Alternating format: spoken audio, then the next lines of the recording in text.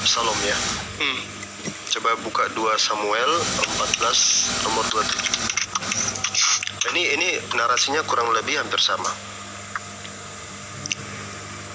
Kok aku jadi buat KJV?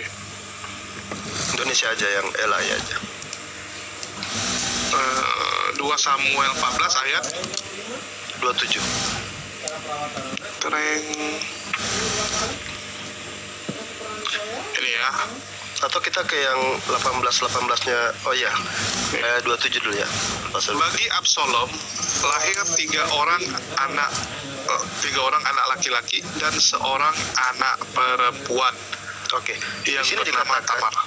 Ya. Sini ada 2 kontradiksi sebenarnya. Ada 2 kontradiksi nama ya. Pertama, di dalam sini dikatakan bahwasanya Absalom itu punya 3 anak laki-laki dan 1 orang namanya Tamar. Tapi di ayat yang lain itu bukan Tamar ya. Tapi kita mau ke yang anak dulu karena kita kaitkan dengan yang pertama tadi bahwa Mikah itu punya anak apa tidak ada anak, karena saya kasih contoh yang sama persis. Absalom di sini dikatakan punya 3 anak laki-laki, ya. Benar ya Bang Julius. Nah, Iya, coba kita buka di 2 Samuel 18 coba.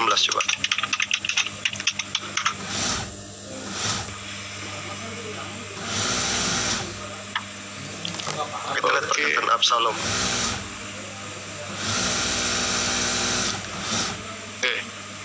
Sewaktu hidupnya, Absalom telah mendirikan bagi dirinya sendiri tugu yang sekarang ada di lembah raja. Sebab katanya, aku tidak ada anak laki-laki untuk melanjutkan ingatan kepada namaku ya, atau mewarisi namaku. Ya. Nah, ini contoh kontradiksi yang maksudnya yang seperti itu tadi kan. Cuman mungkin tidak sempat diganti nama atau gimana. Jadi di sana dikatakan dia punya anak laki-laki 3, lalu di sini dikatakan tidak punya anak laki-laki 3. Nah, tadi kan dikatakan anaknya Tamar itu. Coba kalau Bang Julius dibuka 2 Tawarikh 2. 2 Tawarikh 2. Anak perempuan Absalom itu cuma 1 ya. Coba kita buka 2 Tawarikh 2 nomor 20 coba. Masalah 20. 2 Tawarikh 11.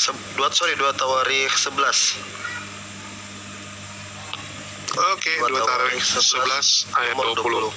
Ayat 20. Ya. Nih.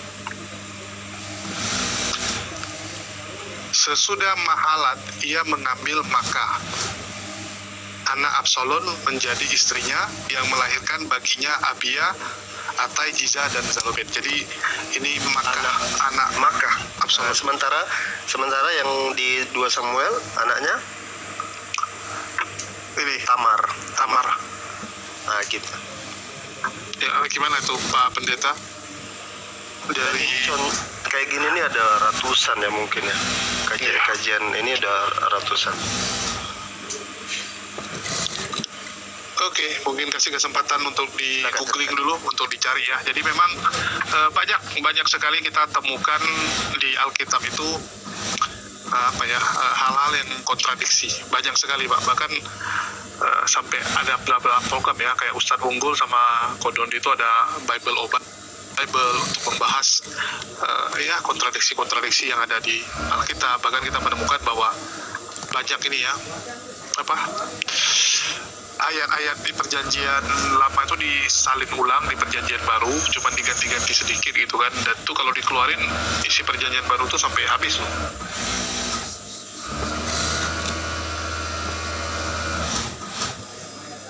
Iya, kita sambil nunggu.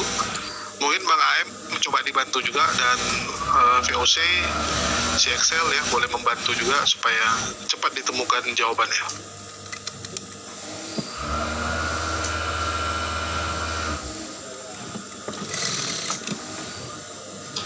Iya,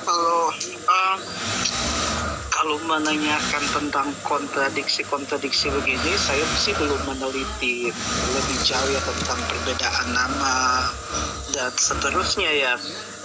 Tetapi kalau saya boleh bahas sisi lain dari kontradiksi ini, mungkin saya akan bahas dari segi penulisan Alkitab itu sendiri, bahwa Alkitab ini bukan dikte, tapi ilham. Kalau dikte itu kan harus tepat sesuai dengan apa yang Tuhan nyatakan ya.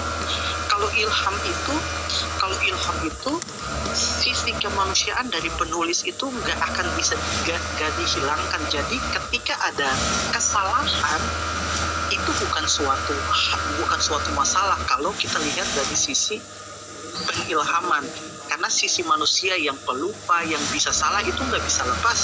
Tetapi yang harus menjadi poin utamanya adalah konsep Allahnya, bukan kesalahan dalam penulisan nama atau penulisan jumlah. Penulisan jumlah ada, kalau saya nggak salah itu Rasul Paulus pernah tuh mengutip perjanjian lama tuh dengan menyebutkan jumlah hewan yang tidak sesuai.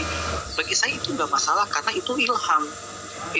Jadi ketika ada kesalahan atau kontradiksi, tetapi yang harus dilihat bagi saya yang paling utama adalah konsep Allah dalam Alkitab ini. Apakah dengan kesalahan pengutipan atau kesalahan penulisan nama, apakah merubah seluruh konsep yang Tuhan mau bawakan kepada manusia di dalam Alkitab? Itu yang menurut saya harus dilihat kembali ya. Oke. Jadi karena ini adalah ilham, bisa salah-salah ilhamnya ya. Ada sisi kemanusiaannya yang bermain di situ tuh. Mungkin Ya, lupa betul. dia ya. Tapi konsepnya yang itu yang penting untuk dilihat sebenarnya. Konsep Oke. keseluruhan Alkitab bisa begitu sih kalau Oke. pendapat saya gitu. Betul, oke, boleh. Tapi yang melakukan kanonisasi ya itu nggak sortir bagus-bagus atau gimana gitu? Karena kan kanonisasi itu kan menyortir nih, kira-kira nih mana yang firman Tuhan, mana yang istilahnya mana yang diilhami oleh Tuhan ya, mana yang ada Roh Kudusnya gitu, mana yang tidak gitu. Jadi ini gimana waktu disortir nih, kok bisa terlewat? Iya, kalau berbicara kanonisasi, yang setahu saya bahwa kanon itu dilakukan dalam hal melihat konsep secara utuh dari Tuhan itu. Jadi Bertahun-tahun loh, kanonisasi itu bertahun-tahun gitu. Bayangkan tanya tim. betul. Ini ibaratnya gini Bang AMM. Itu tim audit aja ada kesalahan sedikit mereka bisa tahu, dan itu dalam kerjaan 1-2 hari loh. Ini kanonisasi bertahun-tahun, rame orang, kok bisa lewat gitu? Iya, kanonisasi itu yang saya bilang tadi dalam melihat konsep secara utuh gitu. Makanya kami di Kristen percaya kalau kita itu satu kesatuan, gak bisa dilepaskan kejadian sendiri, wahyu sendiri, tapi itu satu kesatuan untuk membentuk konsepnya Tuhan itu seperti apa. Nah, gambaran besar Alkitab itu yang saya pelajari adalah tentang dosa. Manusia diusir keluar dari Taman Eden, manusia berdosa. Allah sendiri datang dalam rupa manusia untuk menyelamatkan manusia, untuk manusia kembali lagi bersama-sama dengan Allah. Jadi itu adalah gambaran. Oke, siap. Alkitab. Jadi menurut penulisan salah gak mempengaruhi gambaran besar itu. Oke, menurut Bang AMM artinya yang penting cerita utamanya lah, remetemenya nih, ibarat kayak film gitu, kayak film sinetron gitu kan. Kadang-kadang ada kesalahan juga. Contoh, dia lagi pakai baju warna biru, masuk ke dalam rumah. Begitu di dalam rumah bajunya jadi baju lain gitu kan. Ada tuh beberapa sinetron gitu nih. Jadi dia waktu adegan mereka masuk ke dalam rumah, lari-lari masuk ke dalam rumah, dia pakai baju yang warna biru. Begitu nyampe ke dalam rumah udah warna hitam. Cuman kadang penonton nggak perhatikan gitu, karena perhatikan ceritanya doang gitu kan, perhatikan jalan ceritanya, nggak perhatikan bajunya gitu. Tapi kalau kritikus film mereka bisa perhatiin, ya, mereka bisa perhatiin sampai bilang wah ini artinya sutradara sama tim filmnya tuh nggak jeli gitu, bisa beda. Bahkan waktu itu ada juga film Hollywood itu sampai tentang zaman masa lalunya ya, zaman kerajaan, tapi tiba-tiba ada tower di adegan filmnya rupanya ada tower gitu, ada tower telekomunikasi gitu, jadi ketahuan gitu. Nah, jadi kembali lagi ya, karena fokus jemaat itu hanya jalan ceritanya, jadi nggak perhatikan remeh-temeh.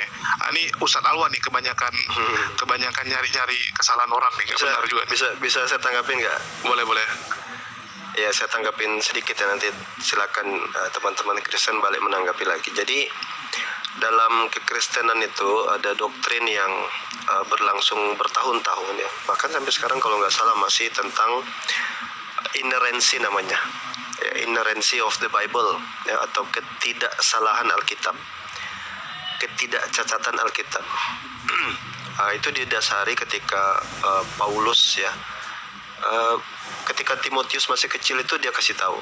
Paulus mengatakan bahwa ingatlah, dari kecil engkau Timotius itu sudah tahu kitab suci yang memberi hikmat kepadamu, menuntun engkau kepada keselamatan dan iman kepada Kristus Yesus.